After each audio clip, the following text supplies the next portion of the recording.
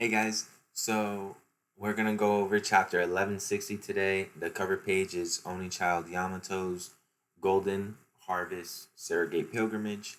This is volume 42, The Shrine to Odin and His Companions, overlooking the flower capital. I loved it. I loved to see everything that was happening with Yamato. I know a lot of people probably sick of it, but Yamato is she's I'm not gonna say one of my favorite characters.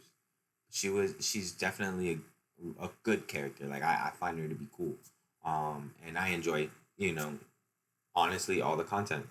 And I love Oda for how long he is, how patient of an artist he is. So and he uses Yamato, that's a perfect example. So anyways, short summary of the chapter.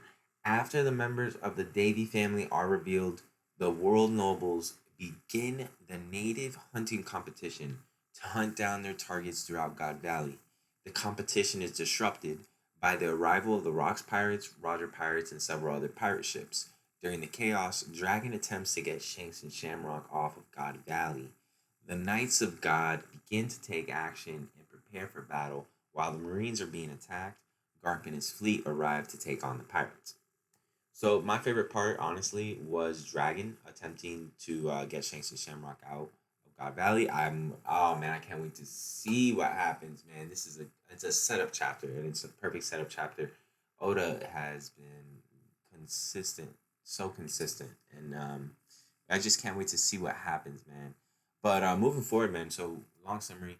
It turns out that there's several other members of the Davy clan residing on God Valley aside from Teach, and once they were presented to the world nobles, they all started yelling hateful things about them, claiming that they are the most despised of all people and that they are connected to the Buccaneers.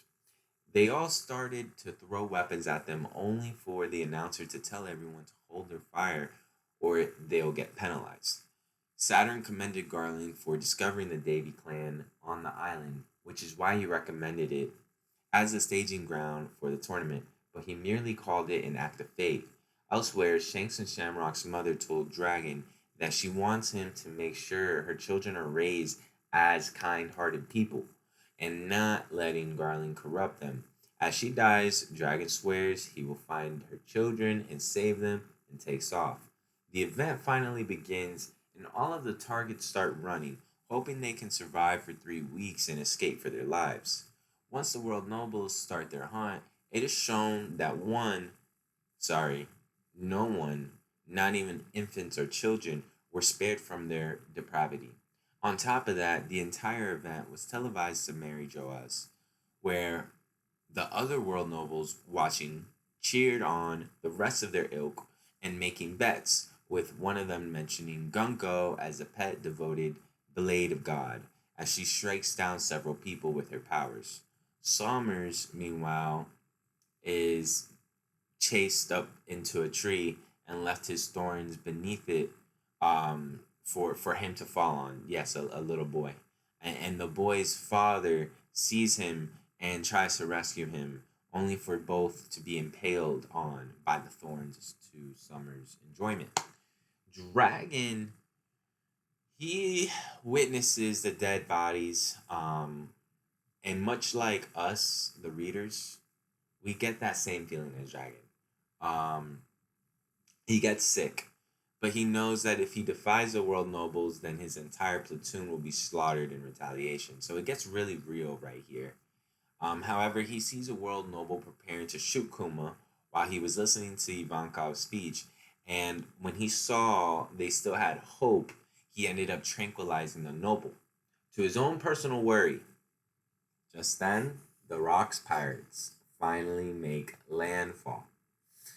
Rocks tells his crew that until they rescue Shaki and claim the devil fruits and other treasure, they should not fight until they divvy up the rewards evenly. Barbell points out that they cannot split up Shaki because she is a person.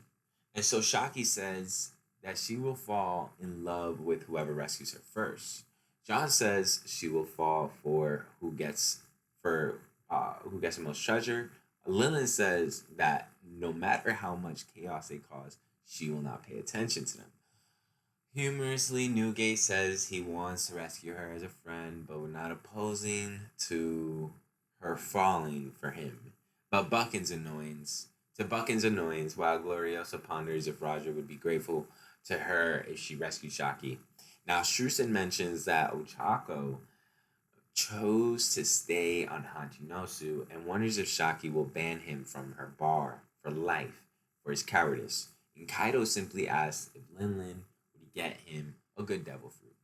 Now, as the Rocks pirates, start rampaging the world nobles, they start fleeing in terror as Garling laments that the game has ended early because of them. As the Roger pirates are announced to have arrived, Dragon manages to find the twins in the chaos and starts running off with them.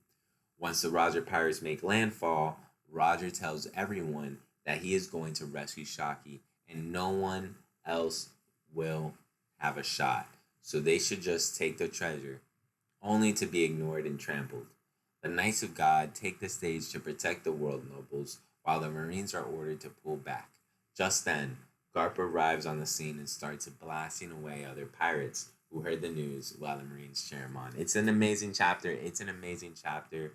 Some quick, little chapter notes here before the native hunting competition begins. Members of the Davy family are presented to the world nobles. Dragon agrees to save Shanks and Shamrock at their mother's request. In the ensuing chaos, Dragon manages to run away with Shanks and Shamrock in his arms. The Babette family is first mentioned here in this chapter. During the competition, Dragon tranquilizes a world noble who tried to shoot an unsuspecting Kuma. The Rocks pirates arrive at God Valley and split up to save Shakuyaku and acquire the treasure. Strusen confirms that Ochaku stayed behind at Achinosu. The Roger pirates make landfall as well. Though Roger wants to save Shakuyaku by himself, he is trampled by his own overeager crew. Garling mobilizes all of the Knights of God to fight the pirates. More and more pirate crews arrive at the island, overwhelming the Marines, and Garp arrives as well to save his troops, immediately attracting the attention of Roger and Rocks. Guys, this is an amazing chapter. 10 out of 10. Let me know what you guys think. Hope you guys have a great day.